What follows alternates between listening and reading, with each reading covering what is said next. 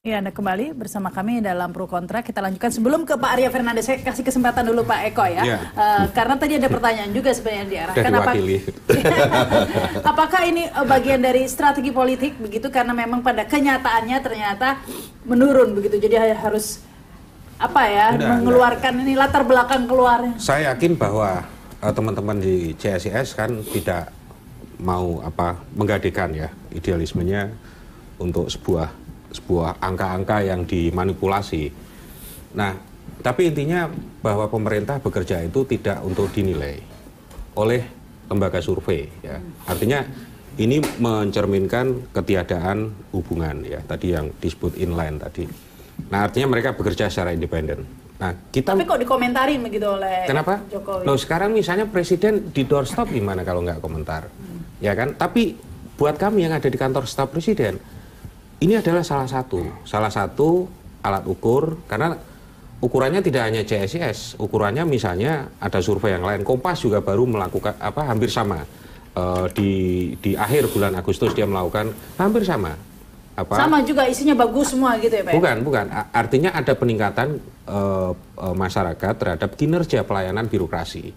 Kan sudah dimuat di Kompas itu hasilnya.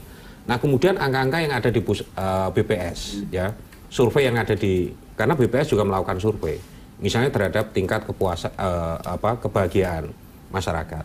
Nah, tapi yang dari apa yang ingin saya omongkan sebetulnya khususnya dari kedeputian saya untuk bahan ini sebagai sebuah strategi politik, harus dilihat bahwa tingkat kepuasan masyarakat dan elektabilitas presiden ya.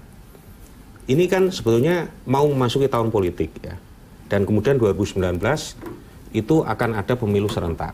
Nah kalau kita lihat urutannya misalnya dengan kenaikan partai-partai pendukung ya, kecuali Golkar, itu sebenarnya makin menunjukkan ada efek namanya coattail effect.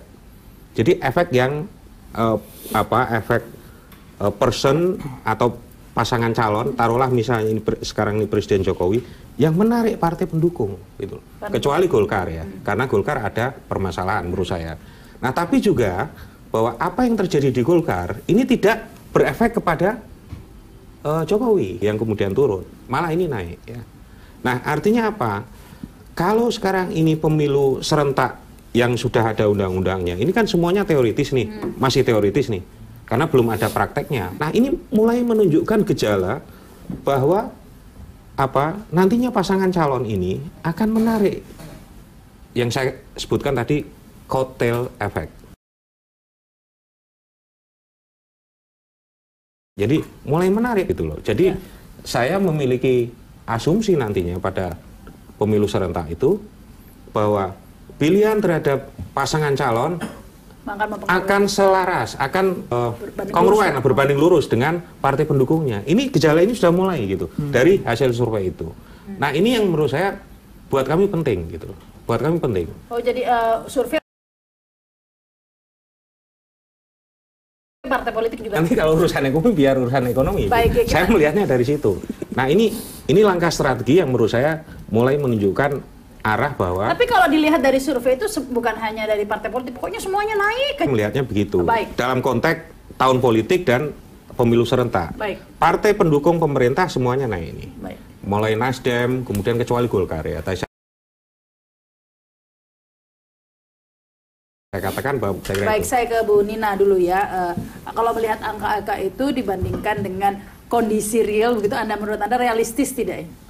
Ya kalau kita lihat isu dari ekonomi itu bukan hanya masih positif gitu, itu sisi makro. Ada unemployment pengangguran, tingkat pengangguran menurun.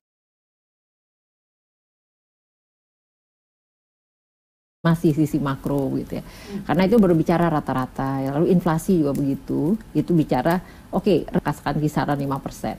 Nah yang menjadi persoalan adalah di tingkat mikro, itu kita bicara ketenaga kerjaan. Nah kalau melihat sektor informalnya, proporsinya yang naik gitu. Ini bahaya sekali, proporsi naik artinya jumlah pun naik. Kalau sektor informal membesar, itu berarti ada kekhawatiran kita kepada lapangan pekerjaan yang tidak baik yang tumbuh, bukan yang baik gitu. Atau katakanlah tidak sektor daya serap ya? Ya, kita kan maunya menciptakan, tetapi bekerja yang diberikan lapangan kerja yang baik. Nah, baik itu biasanya kita pakai kata-kata formal tadi, di mana sektornya itu yang dapat di Indonesia diterjemahkannya menjadi dengan BPS itu dia pakai data buruh karyawan berpendapatan tetap formal. Nah, itu yang kita cermati di sisi mikro. Jadi rakyat dapat apa gitu kan. Pekerjaan seperti apa gitu kan. Lalu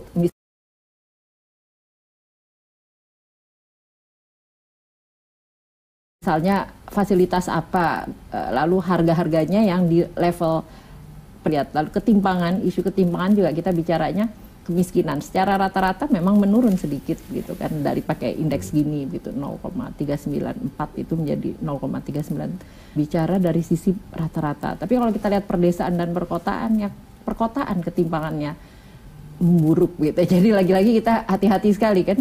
Nah, tinggal kita kalau bicara begitu berarti atau apa yang menyebabkan hal itu terjadi, itu pertanyaannya. Jadi ada yang membaik karena pemerataan. Kalau di pedesaan mungkin sama-sama miskinnya jadi merata dia.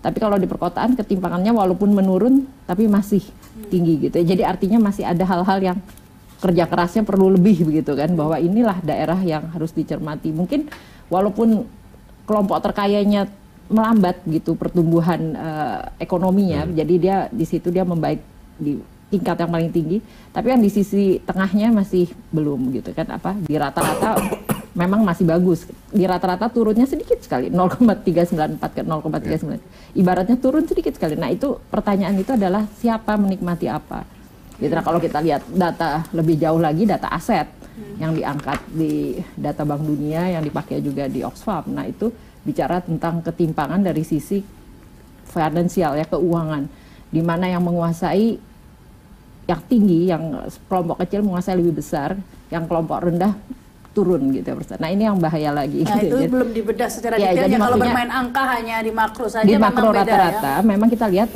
angkanya, indikatornya membaik 3 kan, indikatornya pertumbuhan ekonomi, ketenaga kerjaannya diukur pakai pengangguran, tingkat pengangguran, lalu yang satunya lagi inflasi. Tapi kalau kita turun ke sisi mikro, kita lihat proporsi siapa dan di mana. Jadi siapanya itu kelompok informal kah, formal kah, di mana itu perdesaan, perkotaan, sektor itu yang pertanian masih penuh gitu ketimpangan, ya. begitu Nah, ya. pertanian tadi diangkat, apakah nelayan, apakah petani yang nilai tukarnya memburuk kah, begitu kan. Pertanyaan-pertanyaan itu pada sisi mikro.